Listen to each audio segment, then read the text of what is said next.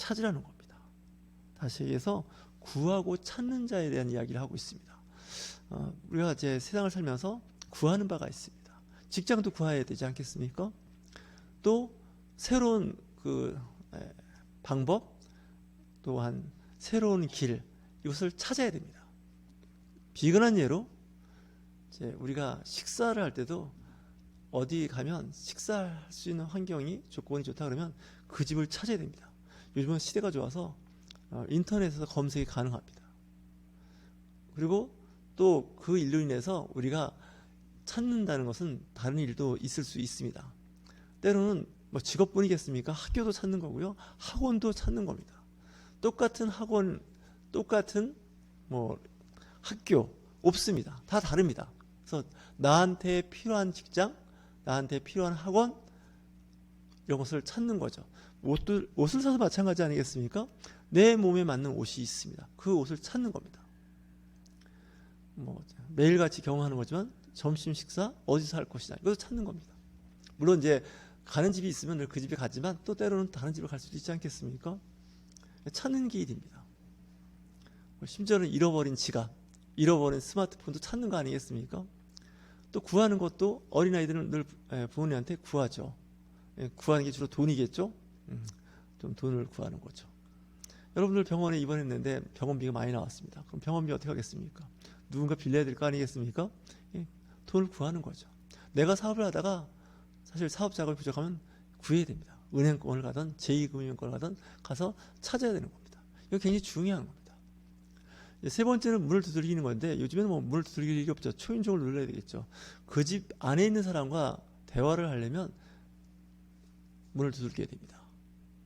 그래야 그 안에서 어떤 신호가 있지 않겠습니까? 이 세 가지는 굉장히 중요한 겁니다. 기독교인이든 기독교인이 아니든 이건 너무나 중요한 거죠. 우리는 태어나면서부터 무엇을 먹을까, 무엇을 입을까, 무엇을 마실까, 어느 집에 살까, 이것을 늘 우리는 찾고 구하는 겁니다. 또한 그런 일을 하기 위해서 우리는 문을 두들기는 거죠. 세상 사람들이 생각하는 것과 우리가 생각하는 게 별 차이가 안 나는 부분이 이런 부분이 아닌가 하는 생각이 듭니다. 그리스도인들도 세상에서 찾고, 그리고 어떻게 하겠습니까? 구하는 거겠죠. 그리고 또 놓고 하는 겁니다. 그런 일들이 태어나면서부터 이 세상을 떠날 때까지 누구에게나 다 반복되는 일이죠. 근데 특별히 성경에서 지금 말씀하시는 이 예화를 보면 이런 얘기를 합니다. 자녀 이야기를 합니다. 자녀가 생선을 달라고 하는데 뱀을 줄 부모가 없다는 거죠. 그러니까 좋은 것을 구하는데 나쁜 것으로 줄 부모가 없다는 거죠. 그리고 떡을 구하는데 떡 대신 돌을 주는 부모가 없다는 거죠. 이거 굉장히 중요한 얘기죠. 자기 자녀를 키울 때 가능하면 좋은 옷, 좋은 음식, 좋은 환경에서 교육시키고 싶은 것이 인지상정입니다. 예수님께서 왜 이 예화를 들었을까요? 세상에 나쁜 사람들도 자기 자식이 구하면 좋은 걸 준다는 거예요. 자식을 골탕 먹이려고 생선 달라고 하는데 뱀을 줄 부모 없어요. 떡을 달라고 했는데 돌을 줄 부모 없습니다. 돌이 있겠습니까? 못 먹는 빵, 쉬어서 먹을 수 없는 음식, 유통기한이 지난 음식, 이걸 자식들한테 줄 부모가 없다는 얘기죠. 가능하면 찬 음식도 데워서 자식한테 먹이고 싶은 거죠. 최상의 음식을 자녀들에게 이제 먹을 수 있도록 하는 것이 부모의 마음입니다. 나는 못 입고 못 먹어도 자식에게는 좋은 것으로 하려고 했던 우리 부모의 세대가 있습니다. 예수님께서 그렇게 말씀하시는 것은 하나님 아버지 하나님에 대한 이야기입니다. 세상에 있는 사람들도 그렇게 하는데 선하신 하나님께서 좋은 것으로 채워주지 않겠느냐라고 말씀하고 있는 겁니다. 그러니까 너희들이 찾지 못하고 구하지 못하고 문을 두들겨도 문이 안 열리는 것은 좀 말이 좀 이상하죠? 문을 두들겨도 너희들이 찾지 않았다는 거예요. 구하지 않았다는 거예요. 문을 놓고 하지 않았다는 거예요. 어떤 일을 할 때 시도하지 않는다는 건 사실 그 시도하지 않고 결과 바라는 건 있을 수 없죠. 그 집 앞에 오래 서 있다고 해서 그 문이 열리지 않습니다. 노크를 해야 그 안에서 인기척을 듣고 나와서 누가 왔는지 알아보지 않겠습니까? 그러니까 사람을 만난다는 것, 일반적으로 사람을 만난다는 것이 쉬운 일은 아닙니다. 상대가 낯선 사람일 때는 특히 어려운데 그럼에도 불구하고 그 사람을 만나야 이야기가 가능한 거죠. 요즘에 그 직장이나 사업장에서 보면 영업을 한다 그러죠. 이 영업하는 사람들은 참 그 일반 사람들하고 다른 것이 낯선 사람, 처음 만나는 사람한테 먼저 말을 겁니다. 그리고 자기의 중요한 상품을 이제 판매를 하는 거죠. 수요가 있어서 파는 것도 있지만 수요가 없지만 상품을 소개해서 수요를 창출해낼 수 있습니다. 회사에서 가장 중요한 부서가 뭐냐? 영업 부서입니다. 영업을 해야 되죠.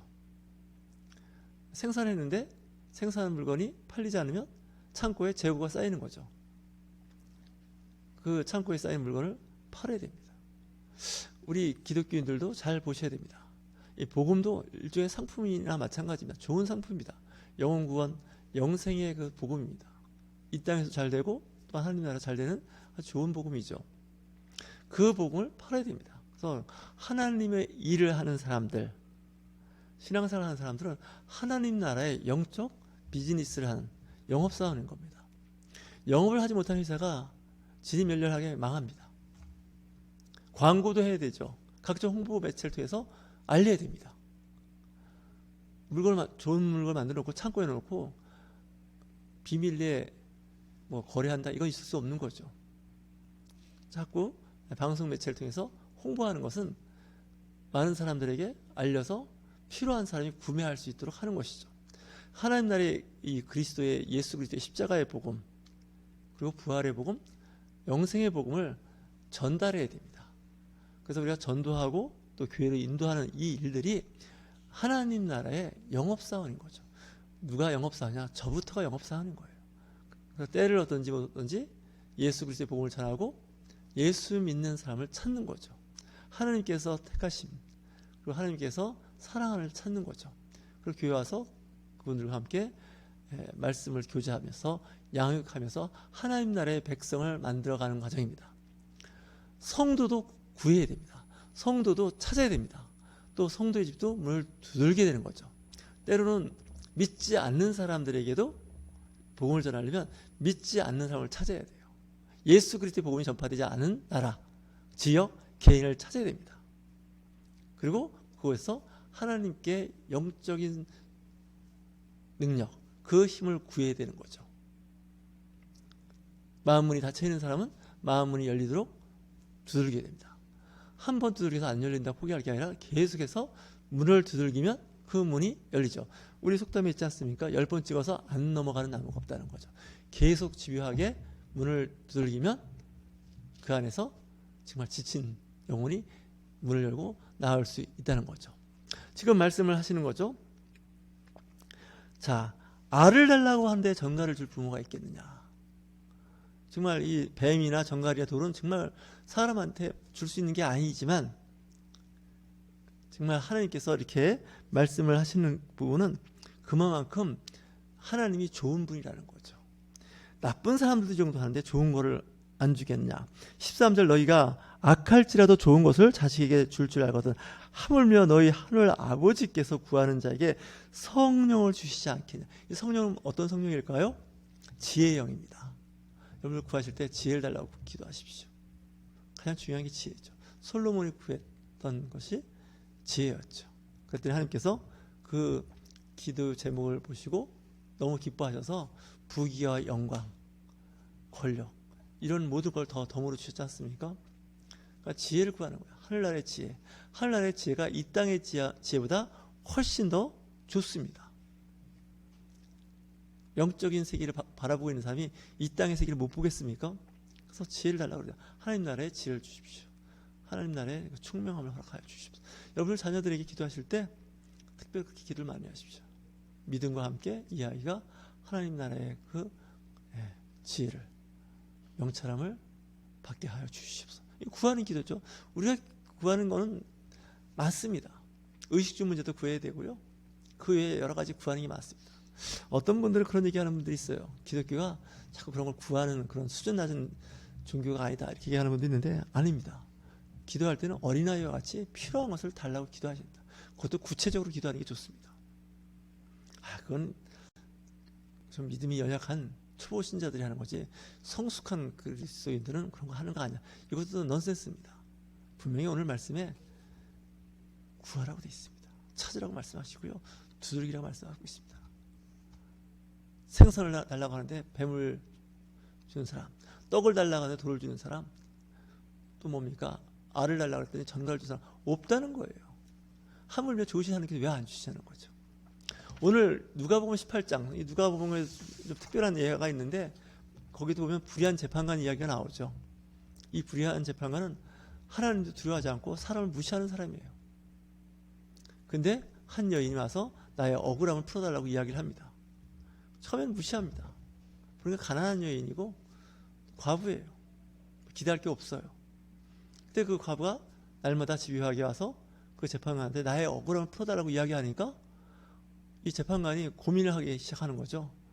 내가 하나님도 무시하고 사람도 무시하고 하나님도 두려워하지 않고 아주 유아독존적인 그런 재판관이지만 저 여인이 정말 날마다 출근길에 나타나서 나의 억울한 사정을 풀어달라고 하니 어떻게 하면 좋으냐. 차라리 그 일을 먼저 하는 게 내가 마음이 편하겠다. 이렇게 재판관이 그 얘기를 듣고 이제 그 말을 생각하고 그 일을 도와주지 않습니까? 우리의 신앙도 마찬가지예요.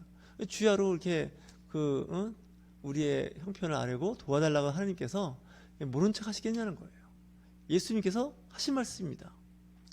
오늘 이 누가복음 11장 말씀과 누가복음 18장 말씀에 보면 기도할 때, 간구할 때 정말 어떻게 해야 할지 그리고 하나님 또 어떤 분인지를 잘 알고 있다는 거죠. 하나님께서 오래 기다리시겠냐는 거예요. 그 기도의 응답에.